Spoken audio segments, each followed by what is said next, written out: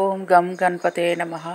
మనం చూస్తున్నది కాణిపాకంలోనండి. కాణిపాకంలో దేవాలయం పక్కన ఇలా ఒక గార్డెన్ లాగా ఉంది. ఆ గార్డెన్లో శివాలయంతో పాటు ఇలా వివిధ వాయిద్యాలతో వాయించుకుంటూ గణేశుడు మనకు వివిధ రూపాల్లో కనిపిస్తున్నాడు. గణేశుడికి తమ్ముడైన సుబ్రహ్మణ్యము, అలాగే తల్లిదండ్రులు పార్వతీ పరమేశ్వరులతోటి ఉద్యానవనంలో ప్రతిదీ చాలా అంటే చాలా అందంగా ఉందండి. ఇక్కడ ప్రతి ఒక్కళ్ళు కూడా ఈ పక్కనే మనకు స్వామివారి దేవాలయంకి లెఫ్ట్ సైడ్ అనమాట. చాలా చాలా అందంగా ఉంది. మీరు దర్శించండి.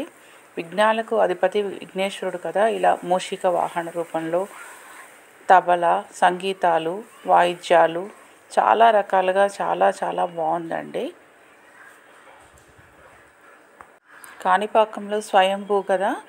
అలాగే మరి విఘ్నాలకు అధిపతి అయిన ఈ విఘ్నేశ్వరుని దర్శిస్తూ ఉంటే కైలాసంలో ఉన్న అనుభూతి అయితే కలుగుతుంది. ఓం గం గణపతే నమః. మీరు దర్శించండి. Please like, share and subscribe my channel. Thank you. ఓం నమః శివాయ.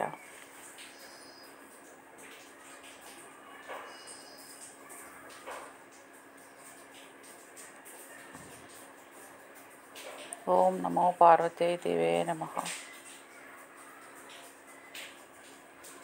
చూడండి, కుటుంబ సమేతంగా ఇక్కడ వినాయకుడు వెలిశారు. చాలా చక్కగా చెక్కారండి శిల్పాలు. చూడడానికి చాలా మనోహరంగా ఉంటుంది.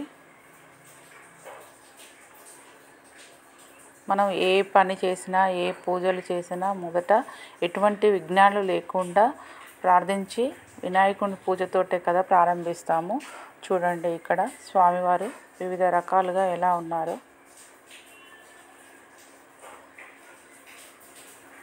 జై గణేశ.